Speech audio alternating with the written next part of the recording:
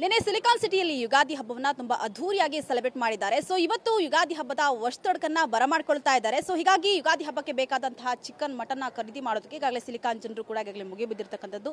ಬೆಳ್ಳಂಬೆಳಗ್ಗೆಯೇ ಎದ್ದು ಬಂದು ಈಗಾಗಲೇ ಮಟನ್ ಮತ್ತೆ ಚಿಕನ್ ತೆಗೆದುಕೊಳ್ಳಕ್ಕೆ ಸರದಿ ಸಾಲಿನಲ್ಲಿ ನಿಂತ್ಕೊಂಡಿದ್ದಾರೆ. ಸದ್ಯಕ್ಕೆ ನಾನು ಬಾಪೂಜಿ ನಗರದಲ್ಲಿರ್ತಕ್ಕಂತಹ ಪಾಪಣ್ಣ ಮಟನ್ ಸ್ಟಾಲ್ ಬಳಿ ಇದ್ದೀನಿ. ಸೊ ಇಲ್ಲಿಯ ಚಿತ್ರಣ ಯಾವ ರೀತಿಯಾಗಿದೆ ನನ್ನ ಕುರಿತಾಗಿ ನಿಮಗೆ ತೋರಿಸ್ತಾ ಹೋಗ್ತೀನಿ. ವಿಜುವಲ್ ಸಹ ಗಮನಿಸ್ತಾ ಹೋಗ್ಬೋದು.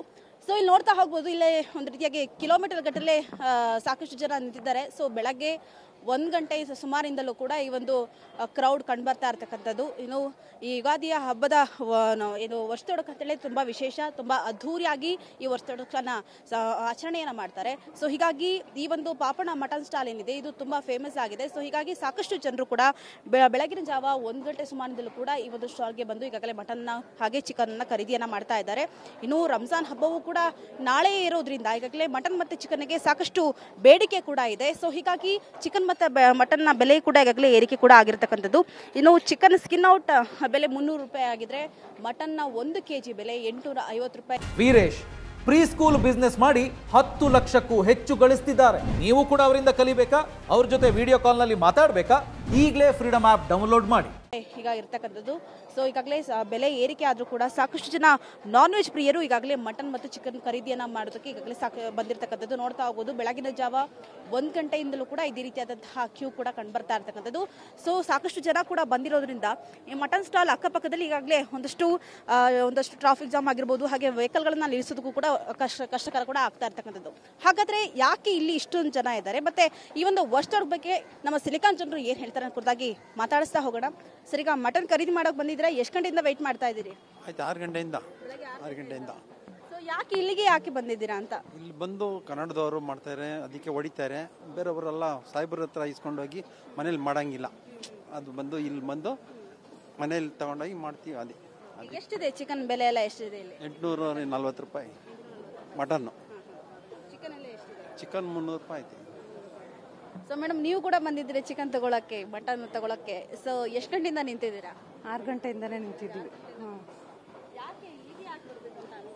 ಇಲ್ಲಿ ಎಲೆ ಮಾಂಸ ಚೆನ್ನಾಗಿರುತ್ತೆ, ಯಾವಾಗಲೂ ಇಲ್ಲೇ ರೆಗ್ಯುಲರ್ ತಗೊಳ್ಳೋದು ಅದಕ್ಕೆ. ನಾವು 6 ಗಂಟೆಗೆ ಮೇಡಮ್ ಬಂದಿದ್ದು. ಹೌದು, 1 ಅವರಿಂದ ಹಿಂಗೆ ನಿಂತಿದ್ದೀರಾ? 1 ಅವರಿಂದ ಕ್ಯೂ ಅಲ್ಲಿ ನಿಂತಿದ್ದೀವಿ. ಪ್ರತಿ ವರ್ಷ ಹೀಗೇನಾ ಅಥವಾ ಈ ವರ್ಷ ಮಾತ್ರ ಹೀಗೆ? ಪ್ರತಿ ವರ್ಷನೂ ಹೀಗೆ ಮೇಡಮ್. ಇಲ್ಲಿ ಇಷ್ಟೊಂದು ತುಂಬಾ ಕ್ಯೂ ಇದೆ. ಸೊ ತುಂಬಾ ಕಷ್ಟ ಅನ್ಸಲ್ವಾ ಬಂದು ನಿಂತ್ಕೊಂಡು ತಗೊಂಡು ಹೋಗ್ಬೇಕು ಅಂತ? ಕಷ್ಟ ಆದ್ರೂ ಮೇನ್ ಏನ್ ಗೊತ್ತಾ ರೀಸನ್, ಬೇರೆ ಕಡೆ ಏನಾಗುತ್ತೆ ಅಂದ್ರೆ 25-30 kg ಮರಿಗಳನ್ನ ಹೊಡೆದು ಬಿಡ್ತಾರೆ. ಅಲ್ಲಿ ನಾರ್ ಇರುತ್ತೆ, ಎಷ್ಟು ಬೇಯಿಸಿದ್ರು ಬೇಯಲ್ಲ. ಇಲ್ಲೇನಂದ್ರೆ ಇದೊಂದು ಸ್ಟ್ಯಾಂಡರ್ಡ್ ಇದೆ, ಇವರು ಕ್ವಾಲಿಟಿಲಿ ಕಾಂಪ್ರಮೈಸ್ ಆಗಲ್ಲ. 12 kg 15 kg ಮರಿ ಒಳಗಡೆ ಹೊಡಿತಾರೆ. ಮತ್ತೆ ಟೇಸ್ಟು ಅಷ್ಟೇ. ಇಲ್ಲಿ ನಮ್ಮ ಇದು ಸರೌಂಡಿಂಗು ಮಾಗಡಿ, ನೆಲಮಂಗಲ, ಕೊಳ್ಳೇಗಾಲ ಈ ಥರ ಮಾಡ್ತಾರೆ. ಬೇರೆಯವರಾದರೆ ಹುಬ್ಳಿ, ಧಾರವಾಡ ಈ ಕಡೆ ಮಾಡ್ತಾರೆ. ಮತ್ತೇನಂದರೆ ಮೇಜರ್ ಏನಂದರೆ ಅವತ್ತಿಂದನೂ ನಮ್ಮ ತಂದೆ ಕಾಲದಿಂದನೂ ಈ ಪಾಪಣ್ಣ ಅಂಗಡಿ ಅಂದರೆ ಫೇಮಸ್ಸು. ಇಲ್ಲಿ ತಿಂದ್ರೇ ಸ್ಯಾಟಿಸ್ಫ್ಯಾಕ್ಷನ್ನು.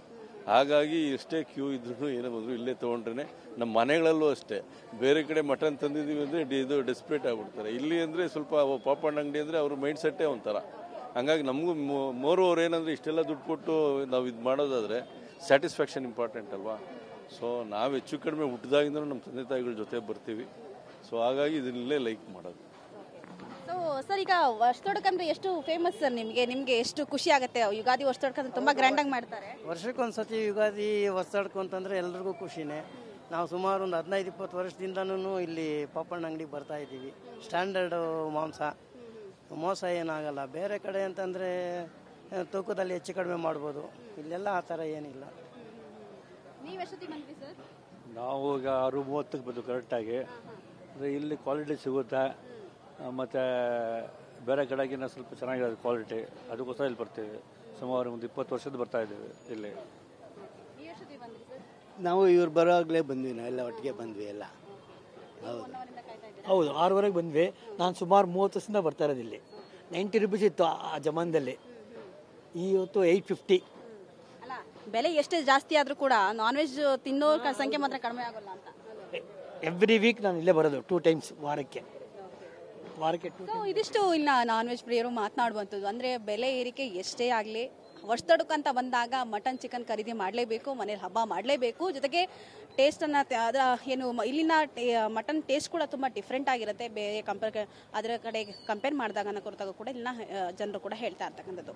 ಕ್ಯಾಮ್ರಾ ಪರ್ಸನ್ ಮಹಾದೇವ್ ಜೊತೆ ಪೂರ್ಣಿಮಾ TV9 ಬೆಂಗಳೂರು.